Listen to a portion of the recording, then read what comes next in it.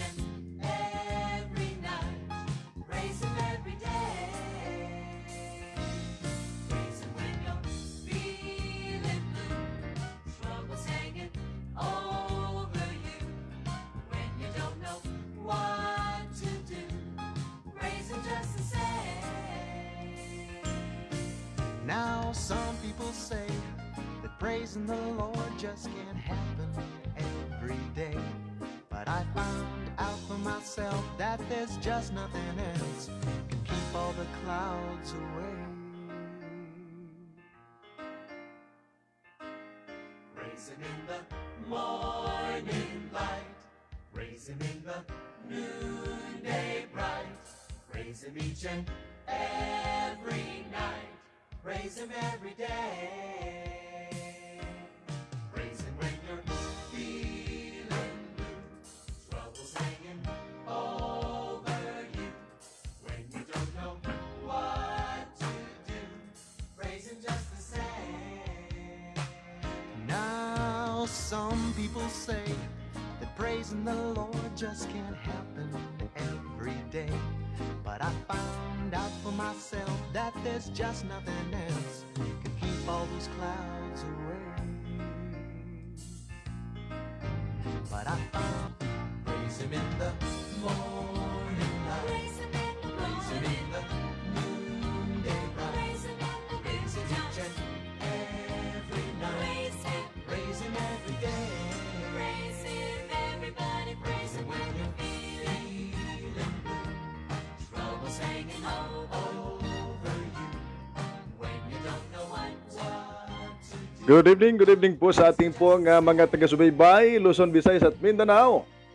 At maging sa iba't ibang dako ng mundo na nakasubaybay sa mga oras na ito, isang magandang gabi po. At maligayang pagbati ang pinapaabot sa inyo. Praise Him in the noonday every night. Praise Him every day. Kumusta po kayo mga minamahal na mga kapatid? Nawa kayo ay nasa mabuting kalagayan habang kayo nanonood ng programang Gospel and Music Ministry. You don't know what to do. Praise Him just the same.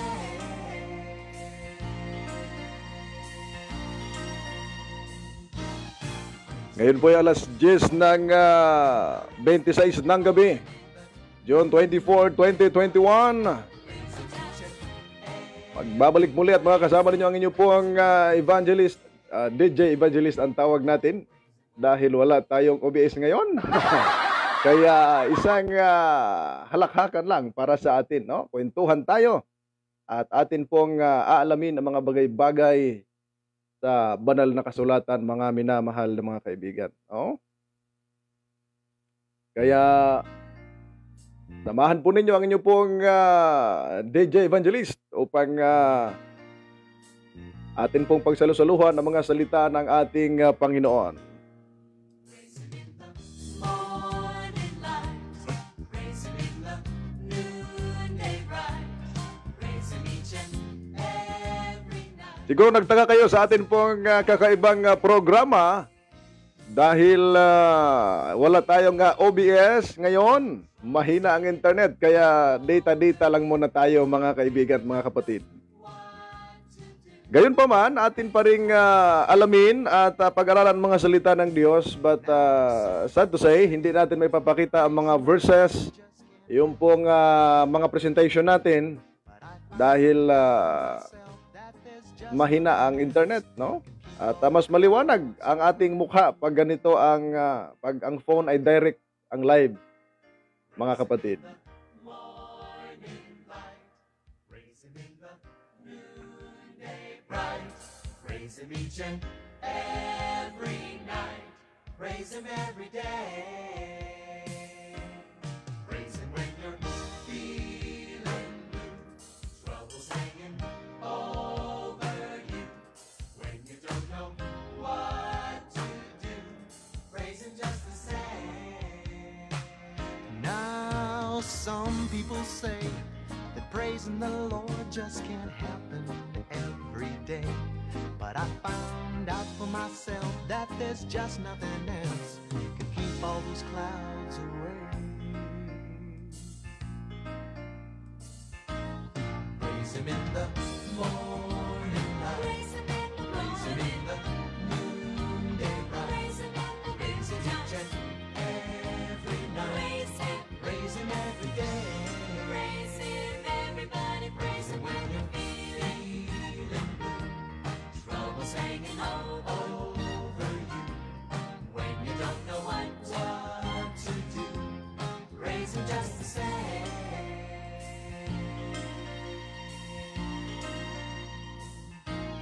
Praise Him in the morning light. Praise Him in the noonday bright. Praise Him each and every night.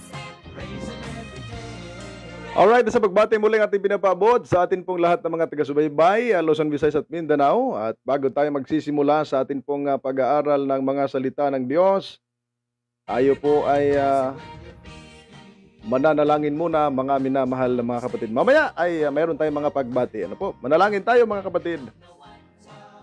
Dakila naming Diyos, sa mga oras na ito, aming mga puso'y nagagalak sapagkat muli kaming binigyan nyo ng pagkakataon upang makapag-aral ng inyong mga banal na salita. Salamat po sapagkat bagaman maraming mga hindrances, mga tagabal at mga pangyayaring hindi inaasahan.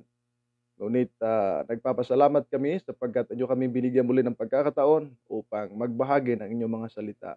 Amin pong hiling ang inyong pong patnubay at ang gabay ng banal na Espiritu. Hanggang sa kami matapos, hinihiling namin sa pangalan ng aming mahal na Panginoong Hesus. Amen.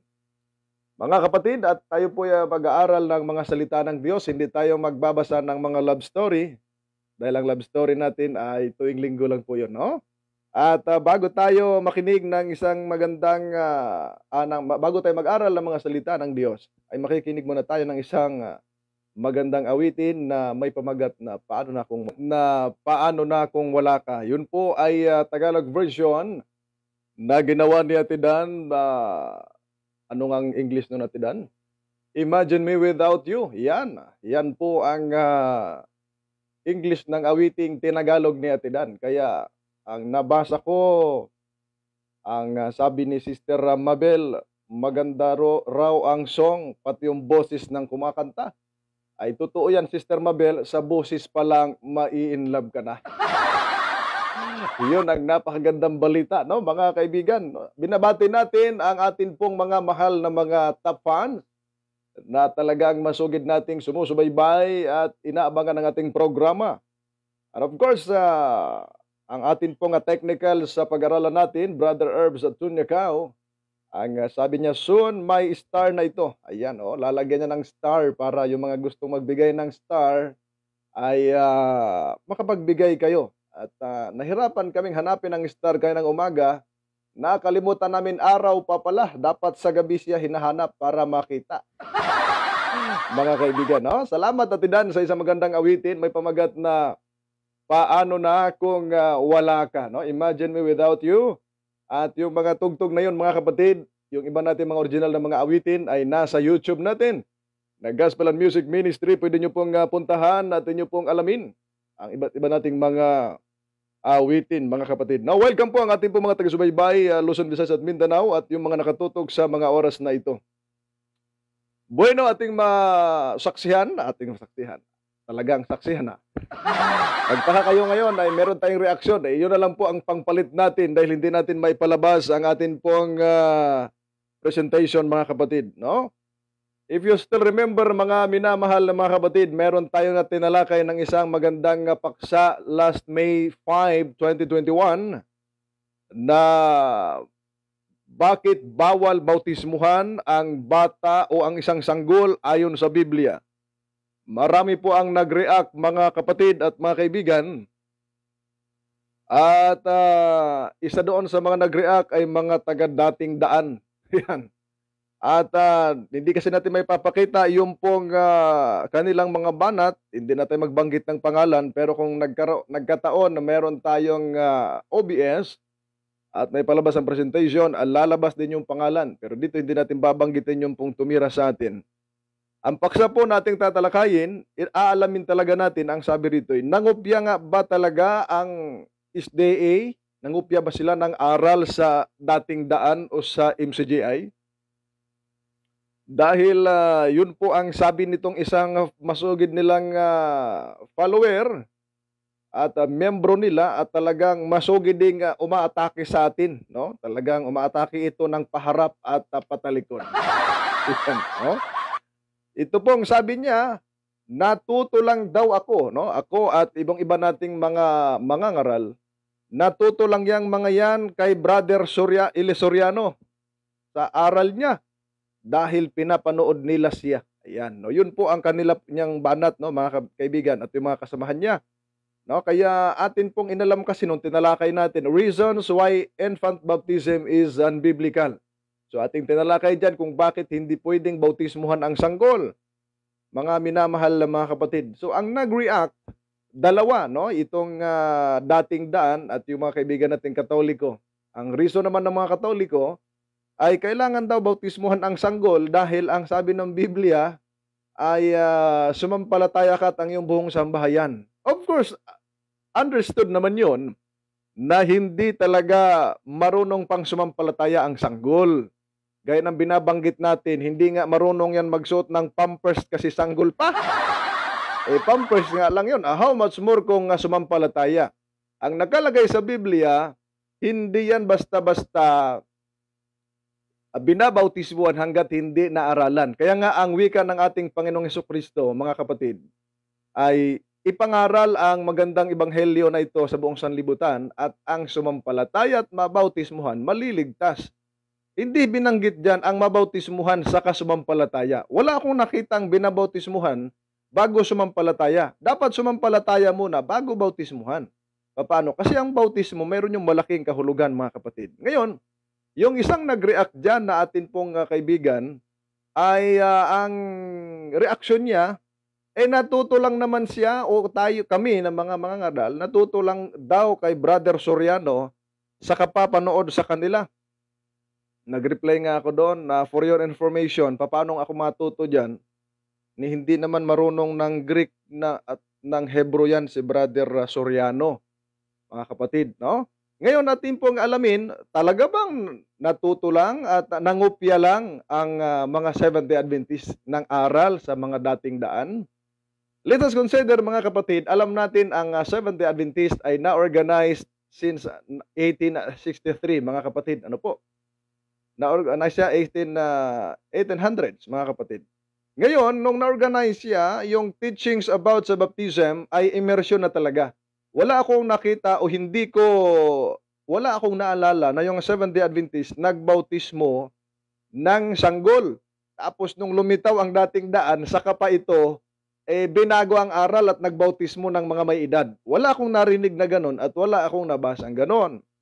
Pangalawa, kung ating titingnan, mga kapatid, ang baptism sa immersion ay talagang practice na ito ng mga apostles during first century.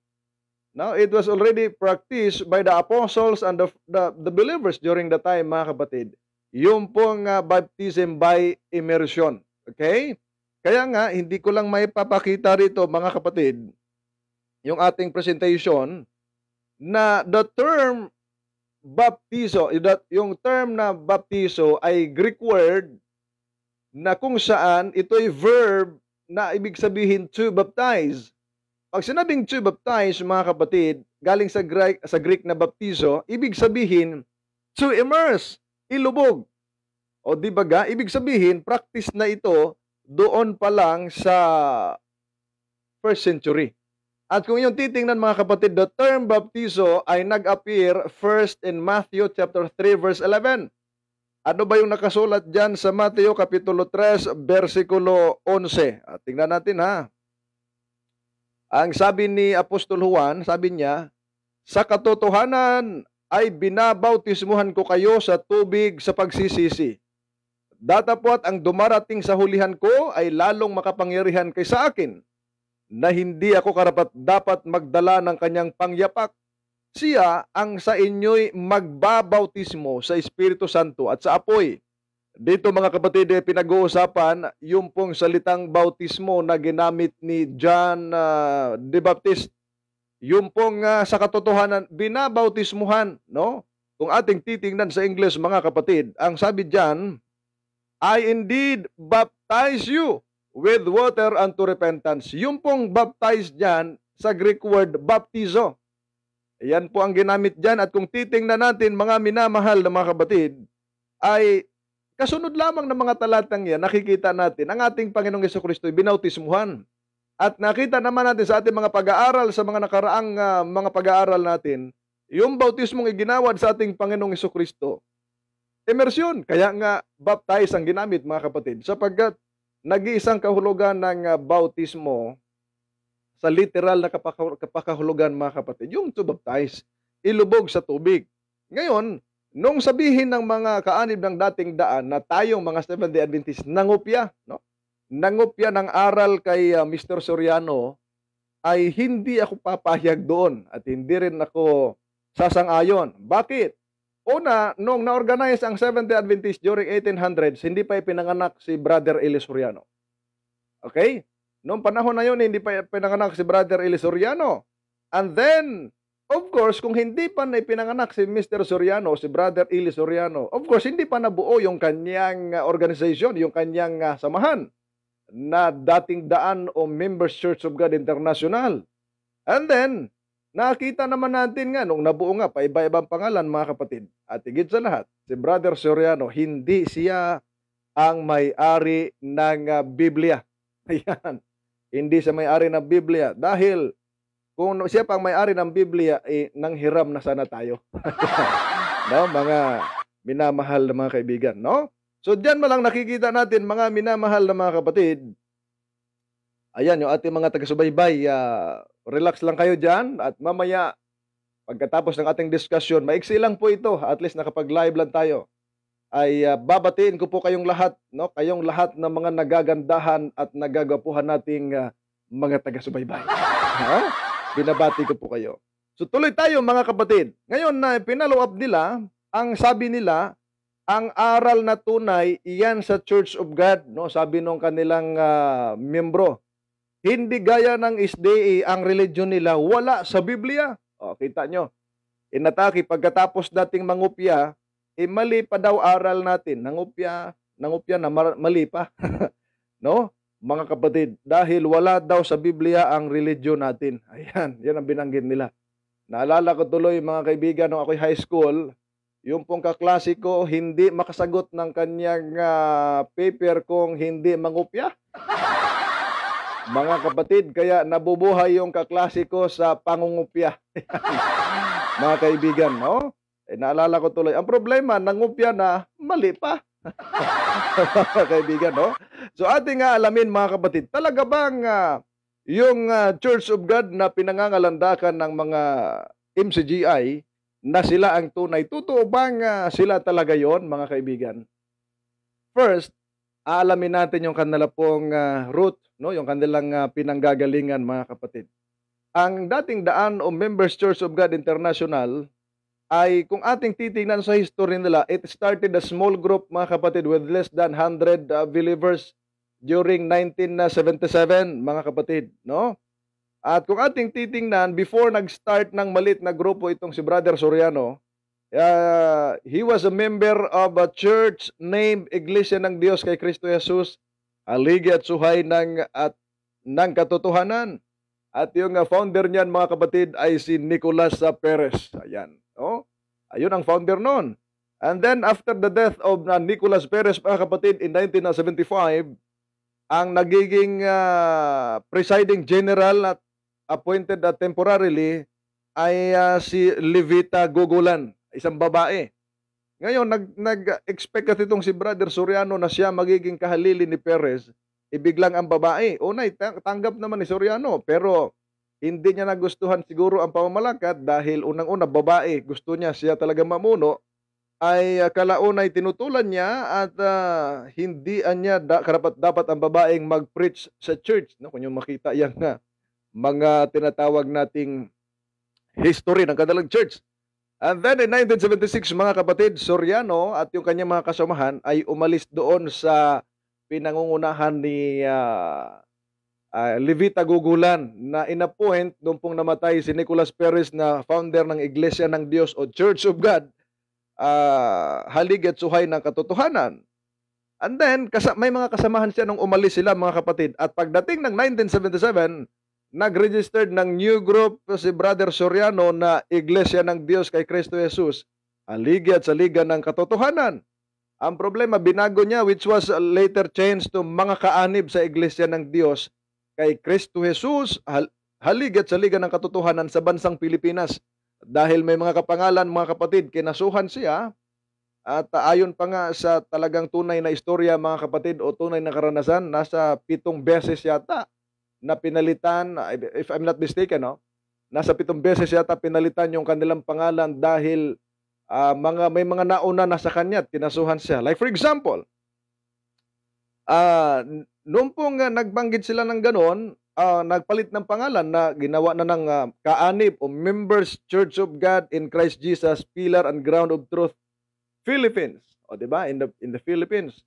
Ang problema niyan ay nagkaso yung sila Levita Gugulan, yung dating sinamahan niya.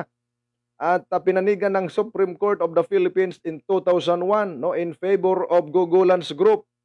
And Soriano's group was ordered to change their church name in 2004. At ang ipinalit niyan, yun po yung Members Church of God International Incorporated. At yan pong Members Church of God International Incorporated, mga kapatid, yan yung kanilang tinatawag na pinangangalandakan ngayon na kanilang relihiyong tunay at nangupya lang daw sa atin. Gusto nating sabihin, yung bang pangalan talaga nila ay sakto ba yan o tukmang nakalagay sa Biblia? Kahit kayo tanungin, mga kapatid, hindi tukma. Bakit? Wala naman kayong mabasa dyan sa Biblia, maging sa bagong tipan o lumang tipan na Members Church of God International Incorporated. Walang ganon. Founded by Eliseo Soriano. Dati nga ang nakalagay ay presiding minister at pinalitan ng overall servant. O di ba, pabago-bago, mga minamahal na mga kapatid. At hindi sila tumigil sa pang-atake sa atin. Alam nyo, sa kakabanat nila sa atin, mga kapatid, maraming mga kasamahan nila o marami silang mga membro na nagising sa katotohanan. Ngayon, mga Seventh-day Adventist na. Isang magandang palakpak dyan. No? At isa sa katunayan dyan, mga kapatid, marami tayong mga kamembro ngayon na mga dating daan na ngayon Seventh-day Adventist na. At isa dyan, yung nabautismuhan last 2017 at tinan, si Brother Rameo Manali, mga kaibigan. At siya ngayon ganap na Seventh-day Adventist, no, binabati natin yan, Brother Mio Manali. Membro yan ng dating daan. Ang sabi niya, magkaiba ng aral dahil yung aral ng dating daan, mas marami ang wala sa Biblia. At never tinuro yung Seventh-day Sabbath. And when he heard our evangelistic meeting held in Rooftop Seventh-day Adventist Church, mga kapatid, he was awakened, mga kapatid. At nalaman niya ang katotohanan and he decided to be baptized, mga kapatid, after the Bible study and the evangelistic meeting. Ngayon, he's an active member of the Seventh-day Adventist Church, mga minamahal na mga kapatid. At I have a good news for you, mga kapatid. Bakit? Sa kaka-atake nila sa atin, nakita siguro nitong kaibigan natin, ka-atake sa atin, mga kapatid, meron pong nag-chat sa atin na tinan, dito sa ating inbox, mga kapatid, na talagang he is talagang decided na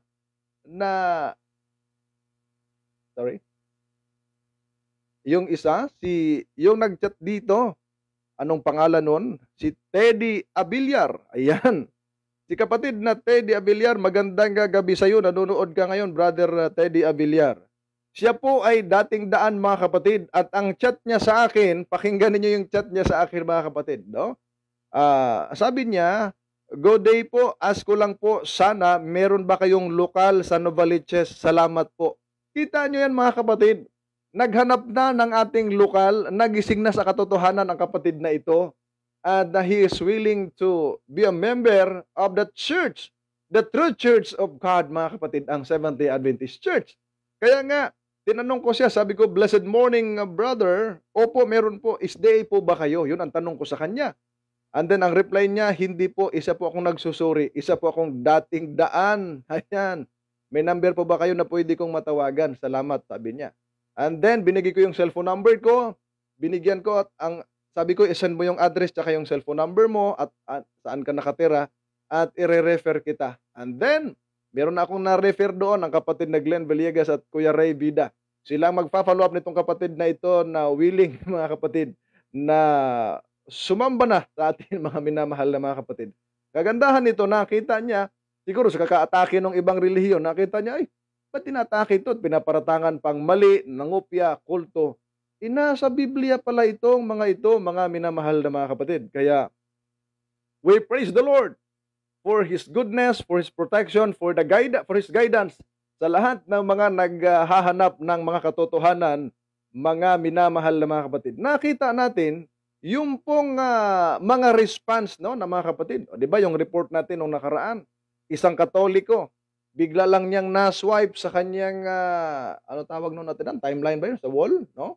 Sa wall niya ang ating programa. And ngayon, malapit na siyang mabautismuhan si Brother Ronnie Trinidad diyan po sa Butuan City, no? Ongoing yung kanyang Bible study. We praise the Lord on that, mga kapatid. Ibig sabihin, sa mga kakaatake nila, nagising, nagwonder sila at na siguro nagsusuri o nagsasaliksik. Ano bang klaseng reliyon nito? Ay inaatake, no? At pinaparatangan pang babae ang founder, wala sa Biblia. Ang kagandahan, nasagot natin, mga minamahal na mga kapatid. So therefore, sa atin pong paghahalongkat dito, mga kapatid, at pagsagot, hindi totoong nangupya ang Seventh-day Adventist. At hindi rin totoo na yung ang dating daan ay siya yung tunay na Church of God. Bakit? Before pa nagkaroon ng samahan si Brother Soriano, marami ng Church of God na lumitaw. Hundreds of Church of God, magkaiba lang yung simula at nung dulo. Pero the term Church of God, nandoon, mga kapatid. Ang tanong, sino ang totoo sa kanila? Okay?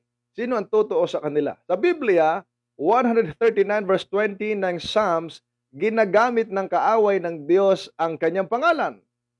Sa Matthew chapter 24, verses 4 and 5, mga kapatid, ang sabi ni Jesus, mag-ingat kayo na huwag kayong ma-deceive ni naman. Dahil maraming nagpaparito sa aking pangalan, mga kapatid. Di ba ga?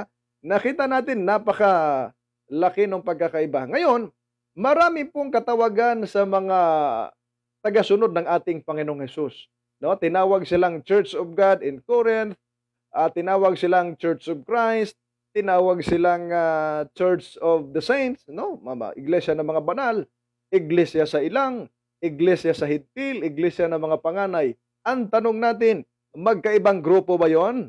Magkaibang aral ba yon? No, hindi yun magkaiba. No, gusto nating sabihin doon, sana nakikinig gayon, yung pong umaatake sa atin na nangupya daw tayo at mali daw ang relihiyon natin.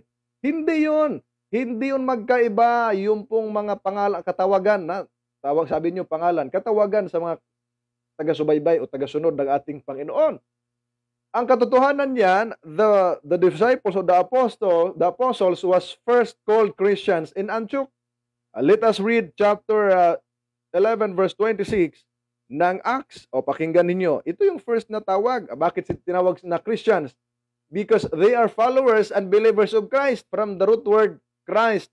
That's why they were called Christians, mga minamahal na mga kapatid. It says, 11:26 of Acts, sabi dito, and when he had found him, he brought him into Antioch.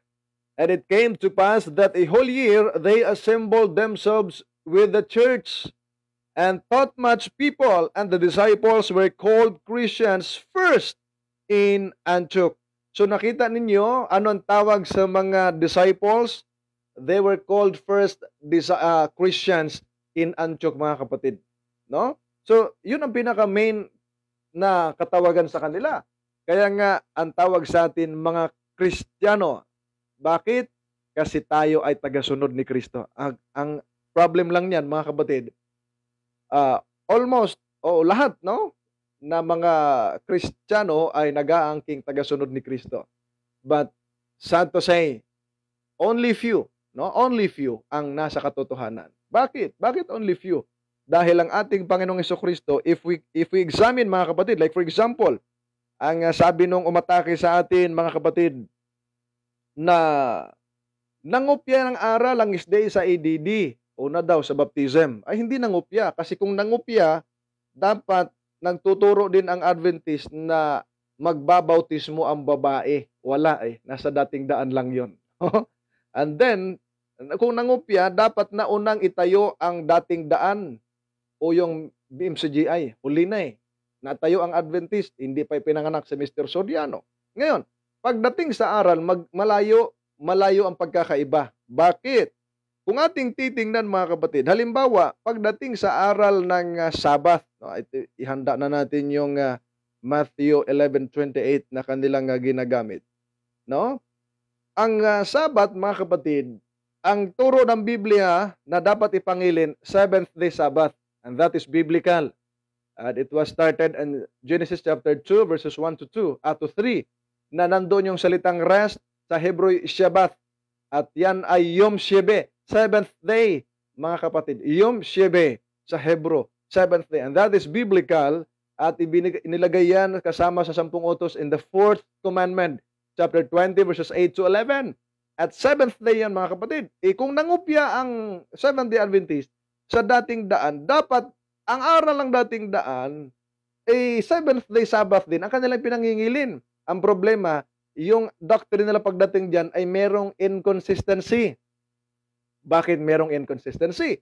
Sapagkat ang turo nila, si Kristo daw ang Sabbath. Meron ba namang ganon? Si Kristo ang araw. Walang ganon. Meron din silang doktrina na araw-araw Sabbath. Wala namang ganon sa Biblia, mga kapatid. Ngayon, yung araw-araw Sabbath, hindi tinuturo ng Biblia. Ang sabi ng Biblia, the seventh day is the Sabbath of the Lord your God. It is not stated in the book of Exodus chapter 20 verses 8 to 11 na every day is the Sabbath of the Lord. Hindi ganoon. Seventh day ang sabi. Ngayon, yung aral nila na si Kristo ang Sabbath, and they are basing their doctrine in Matthew chapter 11 verse 28 na ang sabi ni Kristo, come to me and I will give you rest. The term rest, mga kapatid, ay kinote nila to connect, no? To connect yung pong rest sa Sabbath. The problem is, mga kapatid, kung si Kristo ang Sabbath, magkakaroon ng kontra yan doon sa Mark chapter 2 verse 27. Bakit? Sapagkat tingnan nga natin kung talagang si Kristo ang Sabbath o He is the Lord of the Sabbath. 2:27, ang sabi rito. And He said unto them, the Sabbath was made for man, and not man for the Sabbath. Therefore, sa verse 28, therefore, the Son of Man is Lord also of the Sabbath.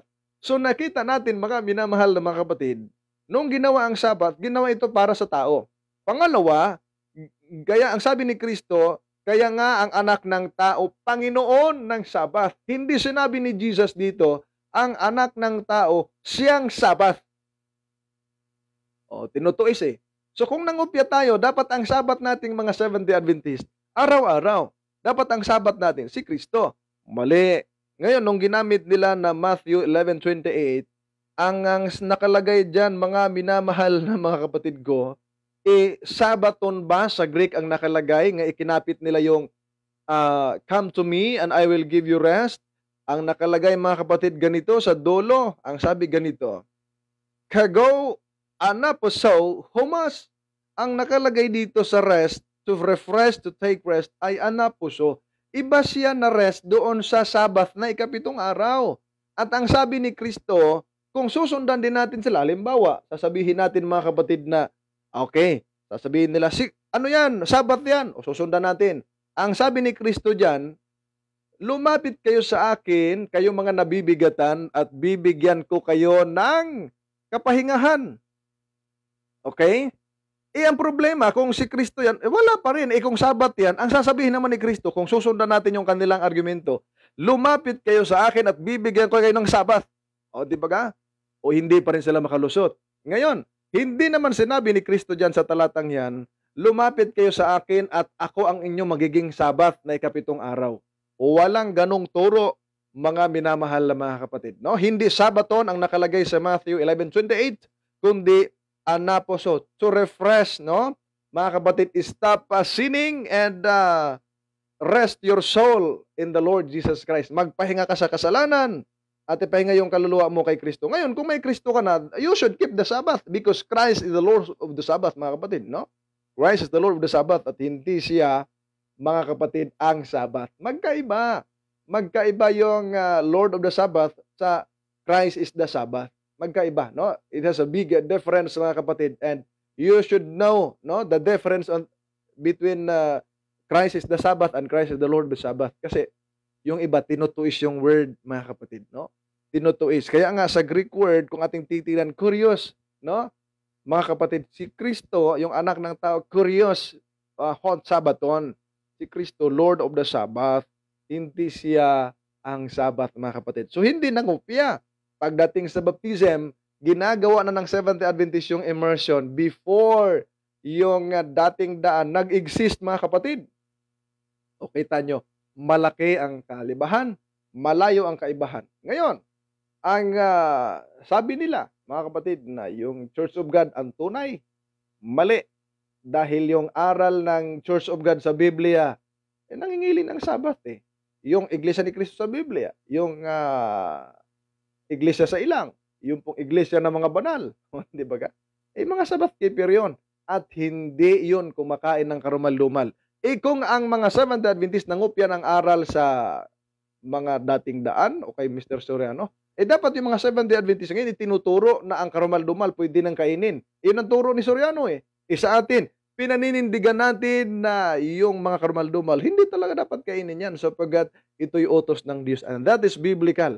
Yung panapakain ng baboy, karumal-dumal, that is not very unbiblical na teachings, mga kapatid. No? Kaya, kung ating titingnan, hindi kasi tayo magtagal ng ating live dahil may i-edit pa ako na libro.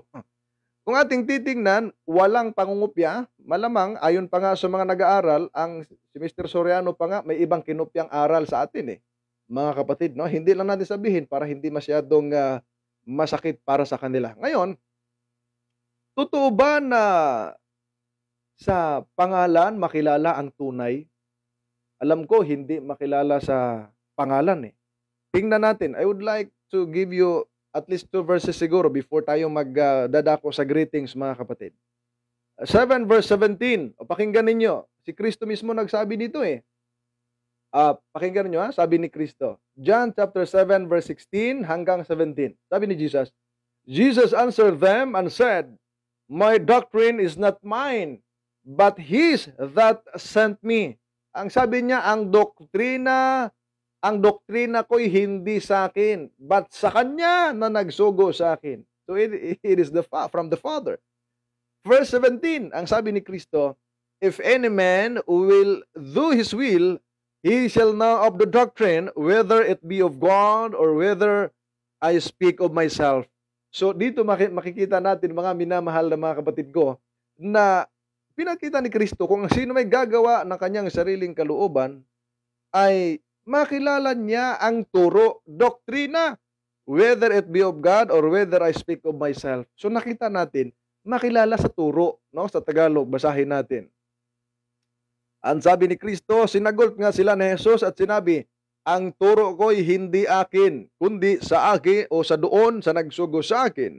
Verse 17, kung ang sino mang tao ay nag-ibig gumawa ng kanyang kalooban, ay makikilala niya ang turo kung ito'y sa Diyos o kung ako'y nagsasalita na mula sa aking sarili. Nakita natin, mga minamahal na mga kapatid, na ang turo doon makilala, hindi sa pangalan. Dahil ang pangalan, Psalms 139 verse 20, ginagamit ng kaaway. May mga nagpakilalang sila ang Kristo. Matthew 24 verses 4 and 5. So, ibig sabihin, makilala sa turo. Matthew 15:20, pinakikita doon, makilala nila sa bunga. Ayan, no? Ang bunga ng dating daan, nagmumura eh. Kapitbahay nila at doon, minumura sila ng miyembro ng dating daan. Magulang, minumura. Meron bang ganun na tinuturo ang Biblia? Sa Biblia, igalang ang magulang. Ay doon sa dating daan, murahin ang magulang. Alayo ng pagkakaiba, mga kapatid, no? At diyan pa lang, makikita natin malayo ang kaibahan, mga kapatid ko, no? Kaya nga, ang bayan ng Diyos, Ezekiel 44 verse 23, ituturo pagkakaiba ng marumi sa malinis, ituturo ang banal at kaibahan sa karaniwan, mangingili ng sabat, susundin ang kautusan, verse of 24. Kaya dito pa lang, huwag nyo nang tangkain, no, mga kaibigan nating dating daan. Kung ako sa inyo, be open-minded sa pagdating sa mga salita ng Diyos, no? Ang pag-aaral lang salita ng Diyos, hindi nakikinig lang kay Brother Soriano. Lalo na ngayon, wala na siya. Maging open-minded kayo dahil marami po ang na-deceive, mga kapatid. Be an open-minded. At least, try to search the scriptures with the guidance of the Holy Spirit. And I tell you, like some of your brethren na lumipat na sa Seventh-day Adventist, magising din kayo sa katotohanan. No? Huwag lang i-close ang inyong puso, huwag lang kayo atake ng atake. Pagka open ang inyong puso at nakikinig kayo lagi ng mga ganitong programa, nagbabasa kayo ng Biblia, hindi malayo kayo maging kaanib ng Seventh-day Adventist, no? Mga minamahal na mga kapatid. Nawa ay nabigyan natin ng kaunting paglilinaw, at least, alright, nabigyan natin ng paglilinaw at maging pagpapala po sa iba. Actually, ay nag-reply na, sabi ko sa kanya, kay Brother Teddy Abiliar, itong dating daan na nanonood sa atin ngayon. Nanonood siya ngayon, ha? At sabi ko, na-refer na kita. Hello kapatid, na-refer na kita sa mga kapatid namin na malapit sa iyo. Wait no lang po ang tawag o message nila sa iyo. At ang sabi niya, then sinendan siya ni Ate Dan ng ating live ngayon.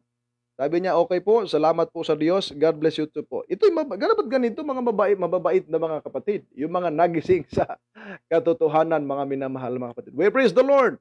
Dahil may isang kapatid na naman ang dating Dan, nagising sa katotohanan. And he's looking for our local church doon po sa Novaliches, Caloocan ba ito, Quezon City, no? Basta sa Novaliches, mga kapatid, no?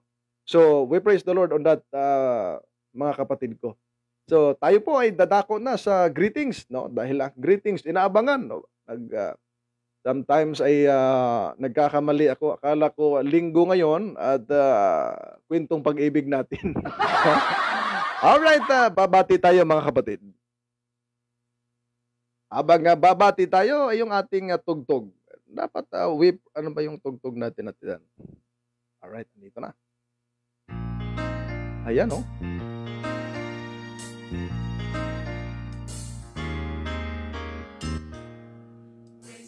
Alright, ang atin po nga unang babatiin ay si kapatid na Rosa Ronoel. Talagang nauna siya. Welcome at salamat po sa panonood. Andyan din po si Ingrid Moto Calapinya, yung ating mga top fan. At ano ba yung may chat dito? Ang sabi rito, ang sabi ni Daniela May ako Domingo, Ma'am Dan, post mo yung awitin mo ha. Please, para mapakinggan ko palagi. Nasa YouTube po natin, no? At puntahan nyo po sa YouTube, Sister Daniela. And then, pwede natin i-send dito, no? Pwede natin i-send dito. Tingnan natin. Madali lang naman po hanapin yun eh. Alright, andito na. I-send natin yung link, Sister Daniela, para makita ninyo.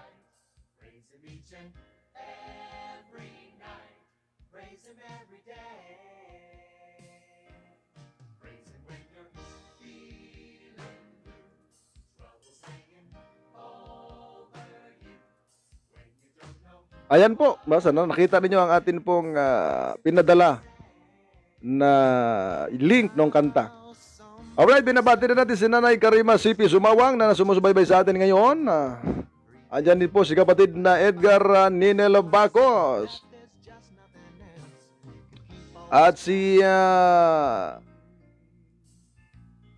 Jamie La Chica Chedosio. At sabi niya, ayon din kay Soriano, ang nagturo sa kanya si Perez. Si Perez ay dating ministro ni Felix Manalo. Si Manalo galing sa SDA. So kung susundan natin yung route, mga kapatid, ay babalik sa Adventist, no? Andiyan din po si Iman Mosqueda. Ayan, magandang gabi po. Wilma Kadaig at of course si Chodron Bochard. Ang sabi niya, good evening ladies and gentlemen. Alright, at ang sabi ni kapatid na Wilma Kadaig, top fan ka dito. Top fan yan siya rito sis. And then si Eva Solidom. Ayan, no? Magandang gabi po. Elisa Basilio Acob, magandang gabi. Alright, ang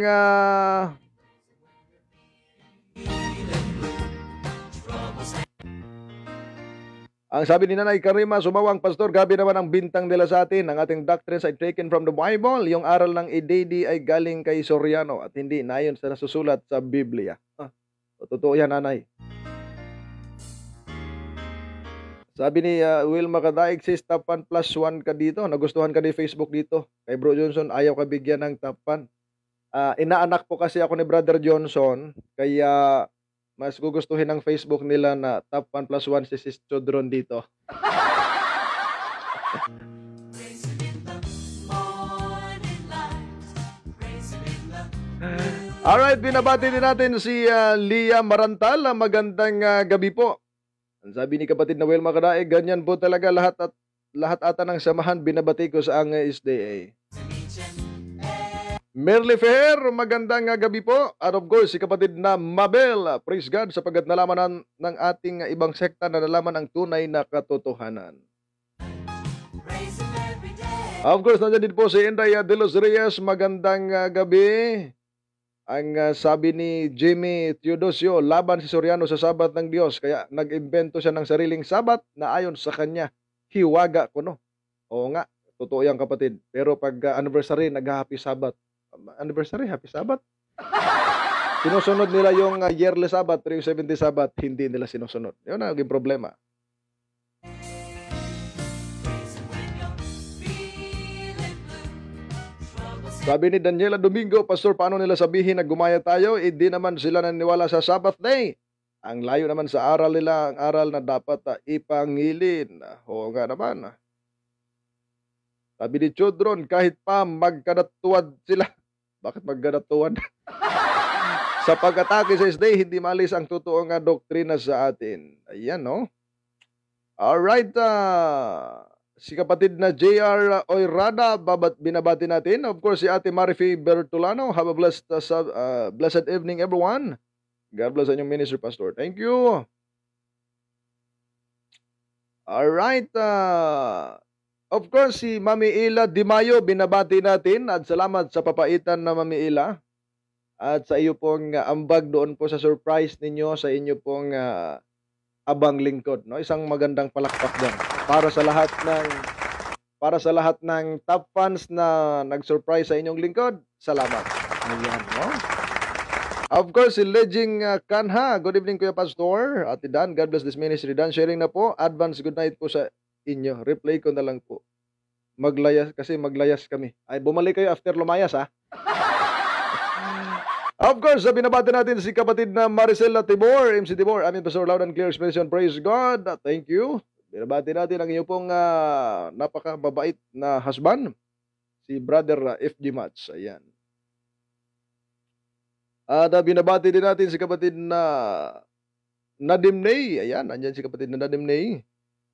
Sabi ni Rose Ronoel, Pastor, pakibati po pamangking ko si Merson Leonor. He is watching now. Thanks. No, binabati natin. No? Happy watching, Brother Merson Leonor. Of course, si Nanay Niseta Katoliko. Ito yung Katoliko na Adventista. No? Sana all Katoliko na nag-Adventista. No? Yes, Pastor, ipadala nyo rin sa akin yung song ni Ate Dan. Thank you. Sige po, i-send na natin ngayon, no, Nanay? At least para masaya. Ayan, at para mapanood nyo po sa YouTube at pakisubscribe na po. Binabati natin si Krogli, Julian, yung. Sino ba to? Bakit hindi natin mabasa ang pangalan? Naka-Arabic eh. Sorry po, pagka ipadala nyo po ang pangalan niyo, no? Alright, sana magising na lahat ng mga MCGI sa kanilang bangungot na natanggap. Bangungot talaga. Hindi natin mabasa ang pangalan ni brother, no? Of course, binabati natin si kapatid na Juwaima Sumilong. Binabati natin siya ng isang magandang pagbati dahil medyo na-late siya. Binabati din natin si Jerry Dubduban. Mayong gabi, Pastor. O mayong gabi, usab, ganin mo igsoon. Tagadiin ka man o ganong Bisaya ka. Matud pa nila ang mga Bisaya, mga gwapo. Pero kung may mag-react diha nga mga Tagalog, mas gwapo mga Tagalog kaysa Bisaya. Alright, at sabi ni Edgar Ninel Bacos, ganda ng boses ni Ate Dan, Pastor, sarap pakinggan. Hindi lang sarap pakinggan, nakaka-inlove pa. Mga minamahal na mga kaibigan. And of course, bago tayo makalimot, if you want to become a supporter of this program, may nakalagay po din sa ating Facebook page na become a supporter. No, just click if you want to become a supporter. And then if you want to send a star, just to send a little help for this program, it is much appreciated mga kapatid. No? Thank you so much. Yan po ay sinet up ni Brother Erwin. Thank you so much. Of course, binabati na natin si kapatid na Bonjour Arnaiz. No, ito sabi ni Atidan, kamukha ko daw ito. Siguro, parang Arabo naman ito si Brother na Bonjour. Mabalbas ako, hindi ako mabalbas dahil ayaw ni Mamsi. Alright, of course, binabati natin si Ate Tony Coronado, si Tita Roda Ponto at si Tito Ding. Magandang gabi po sa inyo. Maligayang oras ng panunood. At si Ate Melly Roach. Salamat po sa panunood. Of course, binabati na natin si Ate Shirley at si Kuya Emil Santos dyan po sa Australia. At huwag nating kalimutan ang may-ari ng ating cellphone na camera, si Kuya Bongski Ikban. Salamat po, no, Kuya Bongski. At of course, ang sabi ni Sister Juway, hindi lang medyo late, Pastor, super late na jud. Mas okay na yung super late kaysa super hindi nakapanood. Alright, si kapatid na Jerry Dubduban, bago lang po ako na-convert sa SDA, Pastor. Praise the Lord, Brother Jerry Dubduban. Ano po ang dati nyong relihiyon? At paano ka naging Seventh-day Adventist, no? Siguro mga kapatid, may mga episode tayo na magkaroon tayo ng mga interview doon po sa mga newly baptized natin na mga members para maging inspiration, no, sa atin pong mga viewers, sa ating mga brethren, lalo sa mga rayo, yung ating mga bagong kaanib, mga kapatid. Ano po? Binabati din natin si Nanay Priscilla Ondap, of course, si kapatid na Madam Malaya Masa. At huwag natin kalilimutan ang nag-iisang Kuya Sam Salarda dyan po sa Los Angeles, California. Yan, binabati natin. Sino ba yung hindi natin nabati, Atidan? Meron ka bang listahan dyan? Yung listahan mo. Baka hindi natin mabati ang iba. Sabi ni kapatid na Bonjour, ayaw ni Atidan magbalbas ka, Pastor, kay Gilok Baya na. Unsa daw? Bugoy-bugoy kini si Brother Bonjour, Gilokan man. Alright, mga minamahal na mga kapatid, salamat po sa inyong pagsubaybay. Kung wala kayong mga prayer request, ay di tayo po ay magmanalangin na mga kapatid. Nandyan din po si Jerry Dubduban, no? Katoliko pala si Brother Jerry Dubduban. Praise the Lord, no? Ako din po ay dating katoliko. At nang malaman natin ang katotohanan, ay nagising tayo mga kapatid. Tayo po ay mag-pray na. Wala ba tayong prayer request dyan, Atinan? Alright, mag-pray tayo mga kapatid.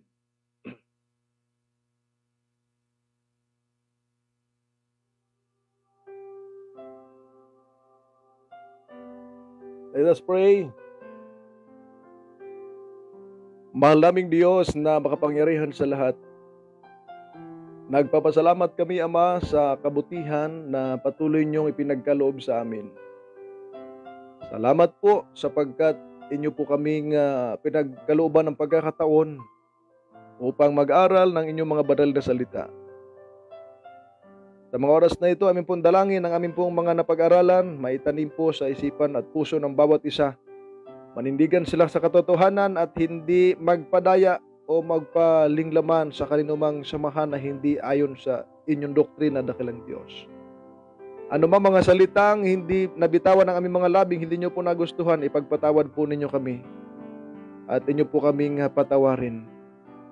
Amin pong dalangin sa amin pong mga taga-subaybay, lahat po ng mga nakasubaybay ngayon. Kung mayroon man sila mga suliranin, mga problema, dakilang Diyos, tugunan po ninyo sila at tulungan sila matagumpayan ito. Pagpalain niyo po ang upcoming baptism ng aking mother, ng aking father at ng aking sister this coming Sabbath. Magibatagumpay nawa sa inyong biyaya at sa tulong ng banal na Espiritu. Amin din po ilalapit ang lahat po ng mga may suliranin, lahat ng mga karamdaman. Patuloy nawa silang dalawin niyo, dakilang Diyos. Maranasan nila ang inyo pong pagpapagaling. At anuman ang kanilang mga pangailangan, i-provide po ninyo, dakilang Ama. At turuan po ang mga taong wala sa katotohanan. Guide niyo po sila sa tamang landas na kanilang tatahakin. Pagpalain po ninyo ang aming mga top fans, lalo na aming mga supporters sa Gospel and Music Ministry. Pagpalain po ninyo ang amin pong mga taga-subaybay. Pagpalain po ninyo ang inyong iglesia, ang Seventh-day Adventist Church. From the General Conference down to local churches. Pagpalain po ninyo dakilang Diyos ang amin pong mga media ministry nagdadala ng pabalita. Ang inyong biyaya nawa ang sumagana, ang gabay ng Banal na Espiritu maranasan ng bawat isa. Amin po itong pinasasalamatan at hinihiling sa pangalan ng aming mahal na Panginoong Yesus. Amen. Alright mga minamahal na mga kapatid, napakabilis ng panahon, napakabilis ng oras, kaya tayo po ay magtatapos na, no?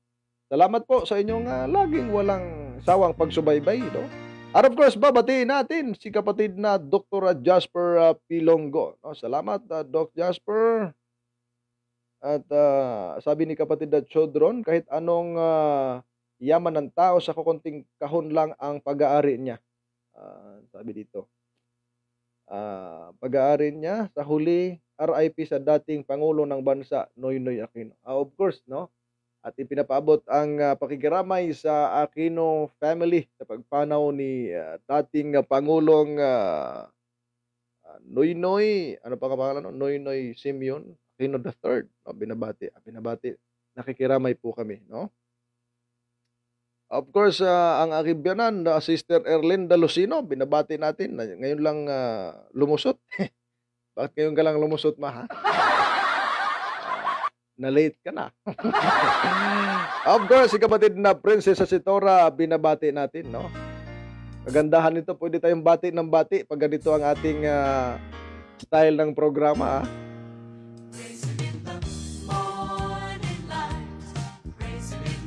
Salamat sa prayer, sabi ni kapatid na MC Tibor.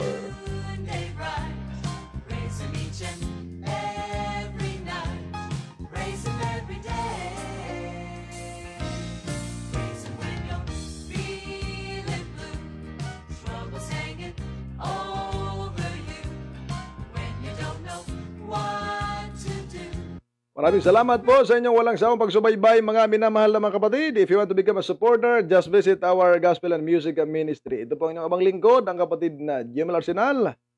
Nagsasabing, ang pagpapala ng Panginoon ang managana sa inyong mga tahanan. Maraming salamat and good night, everyone. Now some people say that praising the Lord just can't happen every day. But I found out for myself that there's just nothing else can keep all the clouds away. Praise Him in the morning light, praise Him in the noonday bright, praise Him each and every night, praise Him every day. Praise Him when you're feeling blue, troubles hanging over you, when you don't know what to do, praise Him just the same. Now some people say that praising the Lord just can't happen every day. But I found out for myself that there's just nothing else can keep all those clouds away. Praise Him in the morning light, praise Him in the noonday bright, praise Him each and every night, praise Him every day, praise Him everybody, praise Him when you're feeling blue, troubles hanging over you, when you don't know what to do, praise Him just the same.